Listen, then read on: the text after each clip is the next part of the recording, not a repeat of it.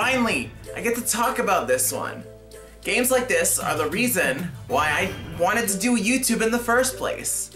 Underrated or underappreciated gems that are beloved to me, or special or unique or worth talking about. I can't wait to tell you all about this one. My first experience with this game was actually on a PlayStation Underground Jam Pack, which were a collection of demos and extras and so much more packed onto a disc sold at retail stores for about $5.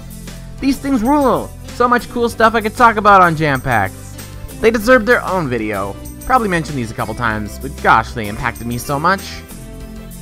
Regardless, I learned about Tomba 2, also known as Tomba the Wild Adventures, through these.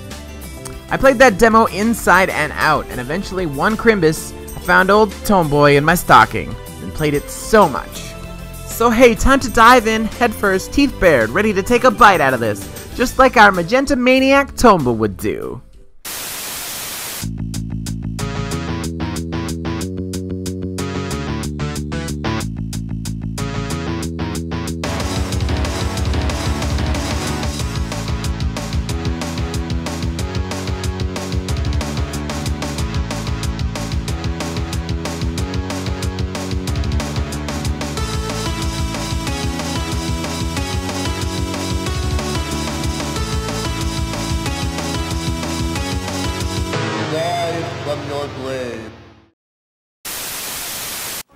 Before we start, I want to say, my copy of the game, it's a little bit nicked up. Probably didn't help that I threw it and exploded it in the last episode, huh? So, in the PS1 and as well playing it in my PS3, sometimes the audio clips play wrong, sometimes the music tracks screw up. Hey, excuse me. What's going in the waterways? You scared the fish. No wonder they went fucking. I ended up having to play it in the PS2, which worked a little bit better for some reason, but there were still some issues. Tom, hurry! You mean Gran? Right. Yikes. My collector's soul aches for this. Not only a fiscally valuable game, but one that is so special to my heart. So the game begins just like its predecessor with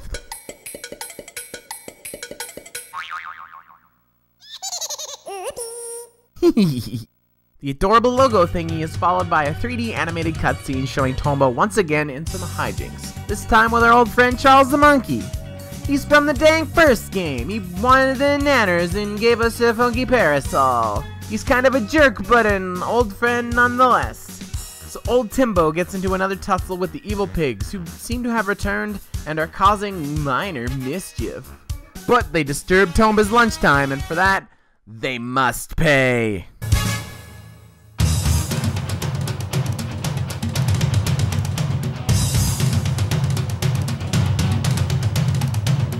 While fighting with the evil pigs, Tomba is once again knocked out. So maybe literally diving at everything head first isn't always the best idea.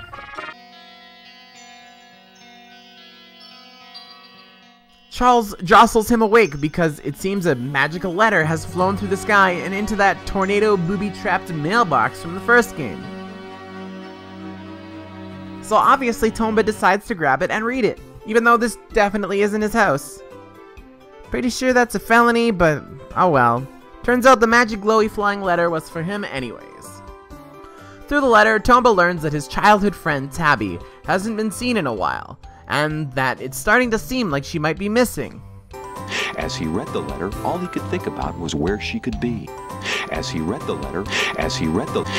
Tomba, always eager for an adventure, and worried for Tabby's safety, is determined to find his friend. And he decides the best way to start is to leap into the ocean and let the current take him where it may. He's not known for his wisdom. And then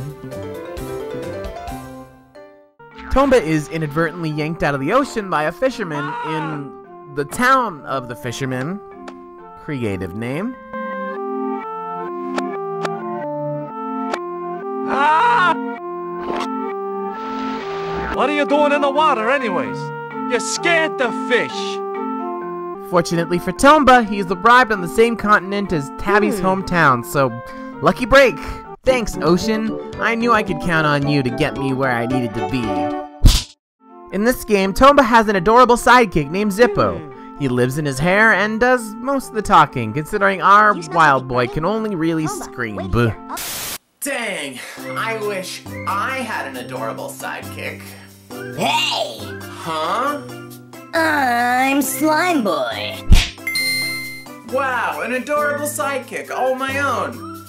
Hey, I'm no sidekick. I'm a glistening star, baby. Oh, Slime Boy. Aww. Hey, cram your Oz. I ain't no joke. I run this dumb show now. Okay, on with the video. Get back to the game! So Tomba's hair friend Zippo flies around the area scoping things out, and we find there's a house on fire. A fire! Well, unable to stop himself from helping those in need, Tomba springs into action, trying to put the fire out. And finally, this is where the gameplay starts. Unlike the first Tomba game, using 2D sprites and letting you jump in and out of the background, Tomba 2 uses 3D models, and though it still plays on a 2D plane, there are some junctures where you could switch to different paths which are marked by arrows floating around above your head. Oh, also like towns are 3D. It controls really well, and Tomba feels just heavy enough that tackling pigs and other enemies feels like you're really hitting them hard. It's a ton of fun to chomp them and toss them, which is good because that's a main mechanic of the series. So anyways, using a nearby bucket and faucet operated by Seesaw, Tomba collects some water and takes it to the old man whose house is burning down. This'll work for carrying the water. Hurry! Hurry!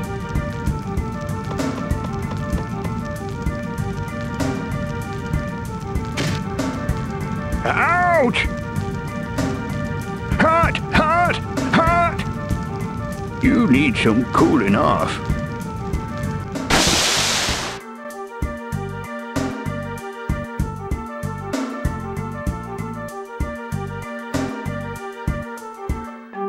Good job, Tomba. It's finally out. Thanks, Tomba. Looks like everything's all wrapped up. The day is saved and it's time to head home. Oh, right, forgot about Tabby. There's one really interesting secret thing about this area that actually I don't think the game tells you at all. See, the seesaws can be flipped if you hit them with your weapon. If you flip every single seesaw to be the same, red on top, blue on the bottom, or vice versa, Loud sound one. I'll go take a look. the water from these channels will drain and give you some items you need to acquire some really great power-ups. It doesn't necessarily do it all the time, but I love how sometimes this game really awards some creative experimentation. Another thing of interest in this area is Ark, the head fisherman. Please don't talk to me right now. I'm trying to find that star-shaped cog that goes to the bridge. His voice is kind of funny. He sounds like a Muppet. Please don't talk to me right now. That's it. So anyways, after solving some problems and saving some days, we acquire a bunch of golden crabs and bring them to a guy named Win. Win is an inventor, and he apparently needs the golden crabs for a device he's building. Once we get all the golden crabs, we see Win's amazing device in action via a pretty epic cutscene. Finally, it's complete!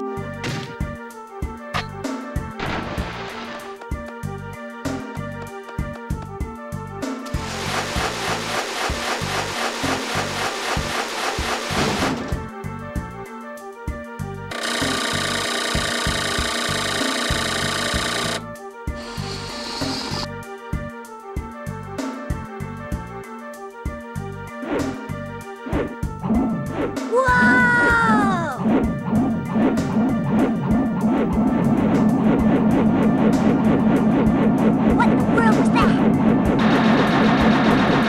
Whoa!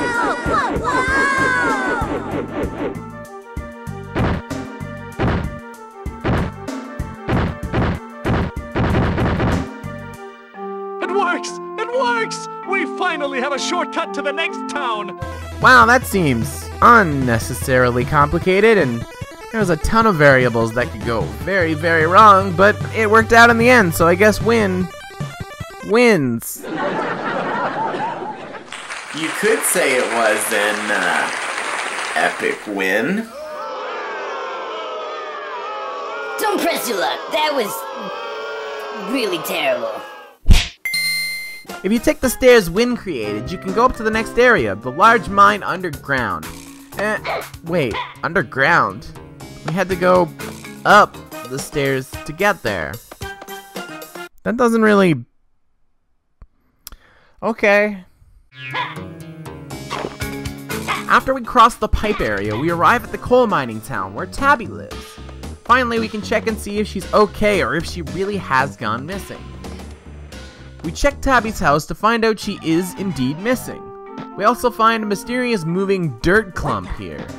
Could this corrupted clump be responsible for capering our companion? After fixing a few dozen problems the coal mining town seems to be having with its machinery. Jeez guys, take care of your stuff, like really. We take the jumping clump of gunk to the washing machine. After running it through, we find our boy Charles, the monkey, inside. After filling Charles in on the Tabby situation, he bolts off, hoping to save the day before Tomba can. Charles! Charles! He's always so impulsive. Determined to bring her back safely, Tomba jumps into the sea.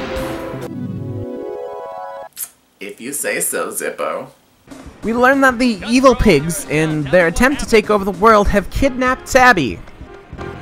Pigs to Tabby! They tried to steal her pendant. She wouldn't give it up. She fought them for a stupid necklace? That stupid necklace was a gift from Tomba long ago. She treasured it.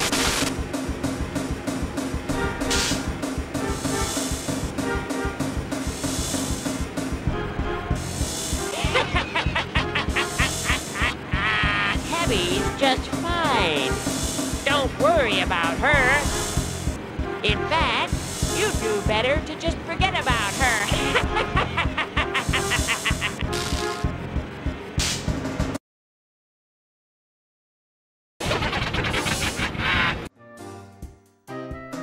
You know, this game has so many interesting characters and events and things. Jumping ahead a little bit, we find the Kajal Ranch in an area where they mainly herd these bird-like creatures named Kujara. The area has been cursed by the evil ice pig, and you can't even stand around here without a nice warm flying squirrel outfit. This is probably my favorite outfit in the game, and you do get a few. It keeps you warm, lets you slowly glide, works a lot better than the funky parasol too, and plus, it's so cute! Here we encounter things like Santa, who wields a giant flaming hammer, and flies on a pig-nosed motorbike. I don't remember this lore from those Rankin Bass Santa movies, but it's been a while. Gosh, the Santa lore is so deep. He just flew away. I wonder who he is. There's also this struggling adventurer covered in oil. See, there are these enemies that can spit oil, making you more vulnerable to fire damage. But hey, fellow adventurer, I have some oil remover that'll clear that right up. But I've heard about some sort of food that can get this oil off. Oh, food that removes oil. How about a bath? A tasty, delicious bath. No? Okay. Ow! Or fireworks too. Also in the Kajal Ranch is another crazy inventor who's created a device that can open the way to the next area. He just needs 3 more Kujara for it to work. So we gotta round him up, and it just looks so cute the way Tomba balances him on his head. Alright, so we rounded up all the Kujara we need, and now we can see this device. Thankfully, it won't hurt those sweet little Kujara at all.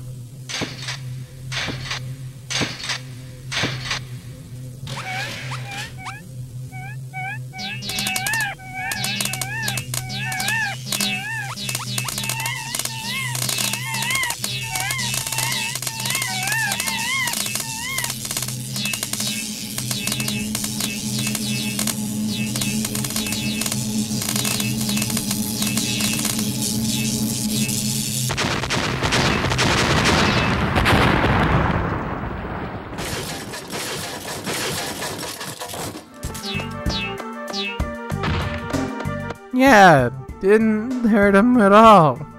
This game also has so many other charming and interesting areas, like a genuinely spooky haunted forest and a village full of mice, or a pig town. There are a lot of amazing things about this game, but does Tomba 2 have any frustrating parts like the infuriating Phoenix Mountain from the first game? Well, kinda.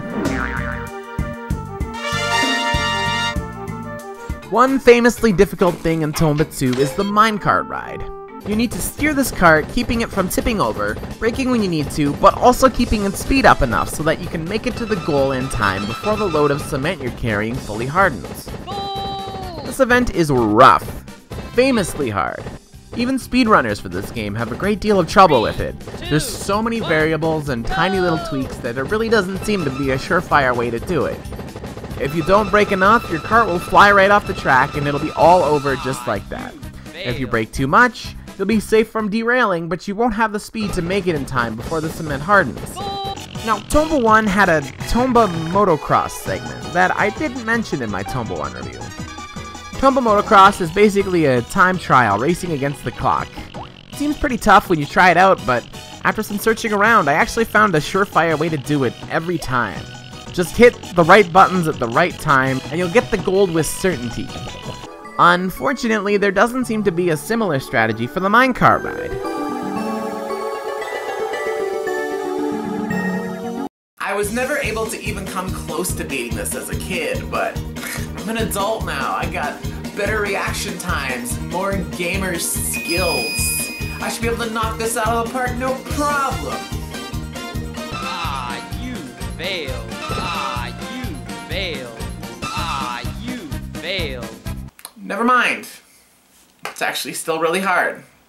I spent a few hours trying my best to beat it, and the crazy part is that this isn't even the hard one. There's another minecart segment after this one with a lighter, faster cart that flies off the rails much easier. Now, the saving grace with this one is that unlike the spiteful Phoenix Mountain, this minecart segment is not necessary for continuing the story. If you want to 100% this game and get the best ending, you'll need to do it, but just to see the story and finish the game, you can ignore it and progress on. No prob, Bob. But guess what? After years of strife and hours of attempts, I was finally able to do it. I beat the minecart thingy. In fact, there's a special video for Patreon supporters detailing that. So I mean, if you just toss me like $1 a month, you might get to see cool stuff like that. But back to Tomba 2, gosh, playing this again, I am awash in an ocean of pure uncut nostalgia. Not to mention the satisfaction of finally beating this game 110% for the first time after all these years. You did. What's that, you ask? 110%. Nobody asked you anything. You're just talking to yourself. Thanks, new sidekick. You're great. Anyways, if you recall at the end of my Tomba 1 review, I've completed the first Tomba. I'm more excited than ever to finally go back and play Tomba 2. For special reasons that you'll see soon enough. Well, near the end of Tomba 2, there's an altar where you can summon your save data from the original Tomba, which adds a handful of new events to the game. One's referencing the first game. With these, Tomba can see old friends from past adventures and even help them out one more time.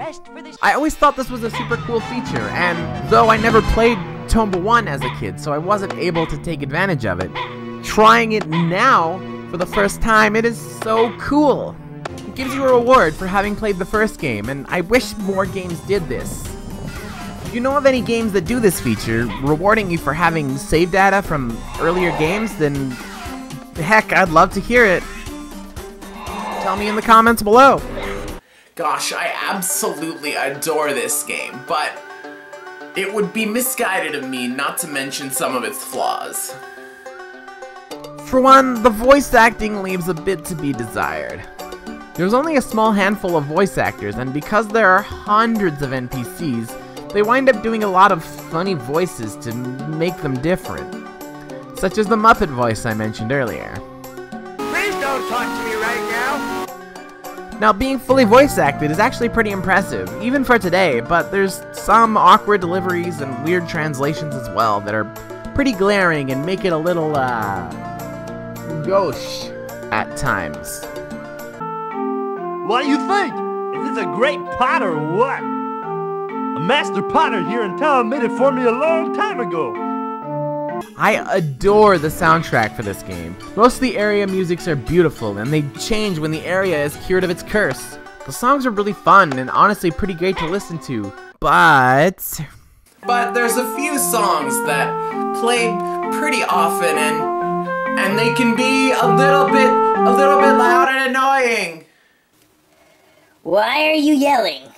Well, the song was really loud, so I had to yell over it. But you edited that in. Well, yeah, I did, but, I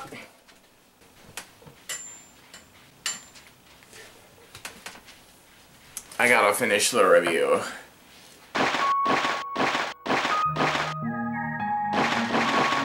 however, even with the awkward voiceover and sometimes goofy soundtrack, this is still absolutely one of my favorite games of all time.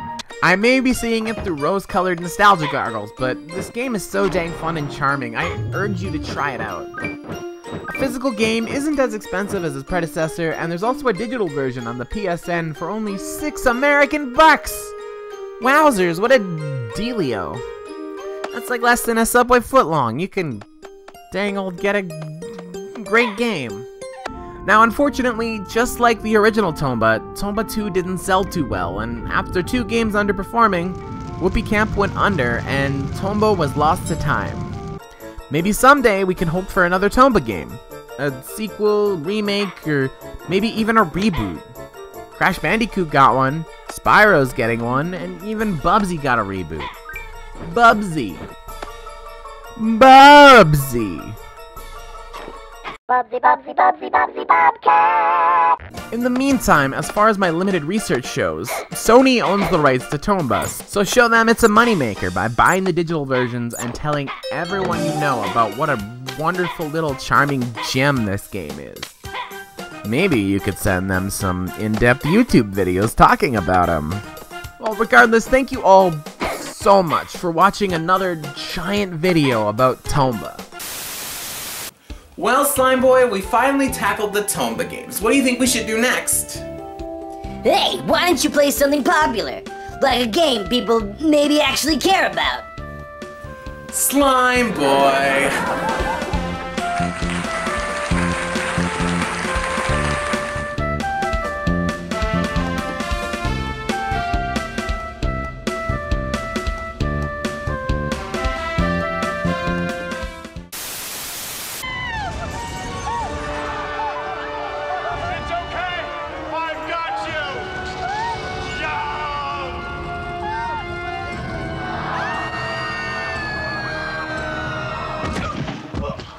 Just because you've got the hair doesn't mean you've got the power.